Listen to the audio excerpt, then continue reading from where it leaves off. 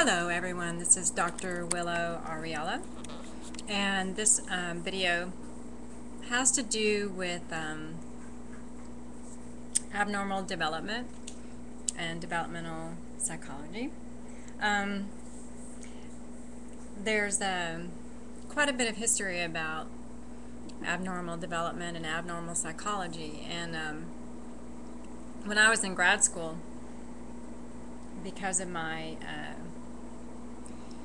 feminist proclivities, as you will, and the discussion from different feminist factions about how mental illness and the DSM-4, which your textbook covers in a little detail, how they are basically mental illness diagnoses are basically patriarchal and man-derived perspectives about looking at people, and it was very Freudian based. And so a lot of people that I interacted with at that time were not in favor of diagnosing people. And so the point of that story is that when I was in grad school, I deliberately avoided taking an elective on the DSM-4 because I didn't want to participate in that process of diagnosing people.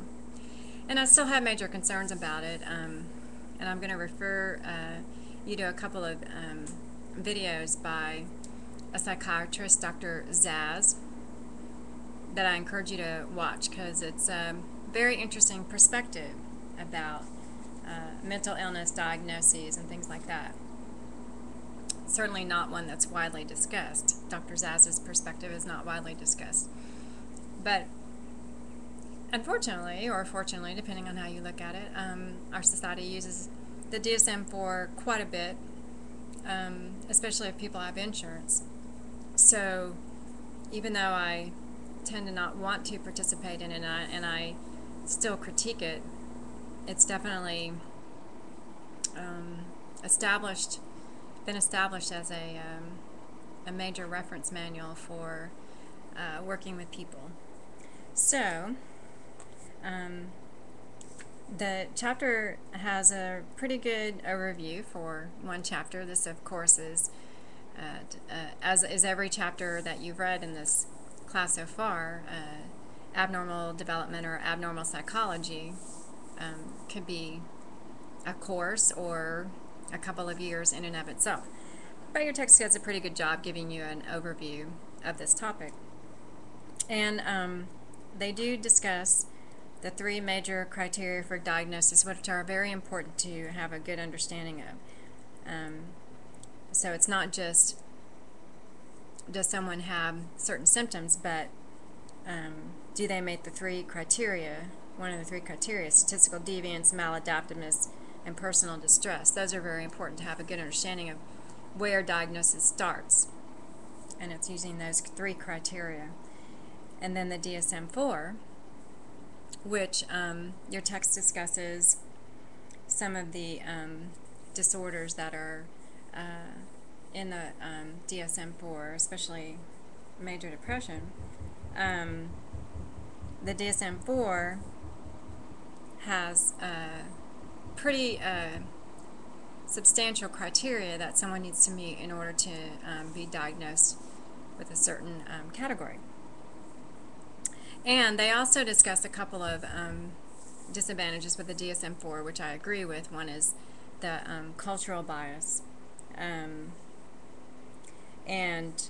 that they, and not only the cultural bias, but as I mentioned, the sex bias that many think is prevalent. And I also found it interesting to discuss how Freudian psychoanalytic theory used to guide clinical practice, but I think it still does.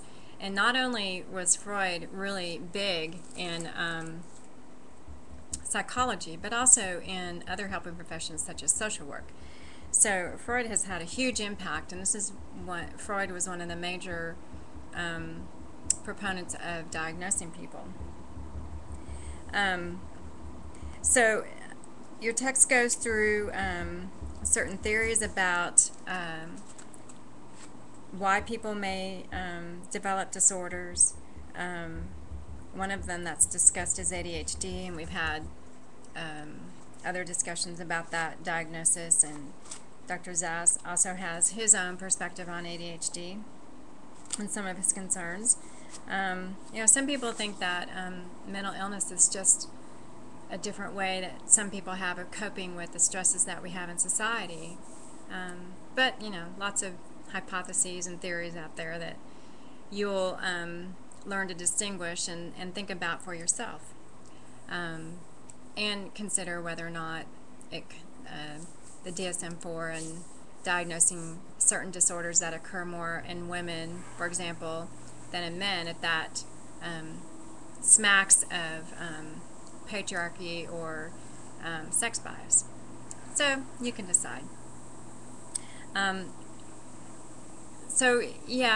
We deal with diagnosis a lot. The DSM-4 is the Bible, so to speak, in this arena. And if you take a abnormal psychology class in your education, then you'll learn a lot more about how to use this manual. Hopefully, I encourage you to watch the Thomas Szasz videos that I'm going to recommend as well, because they're interesting and they're short. And there are others that you could watch too that you can find on YouTube. So they should provide you with some additional interesting information to think about. Okay, thanks for your time. See you later.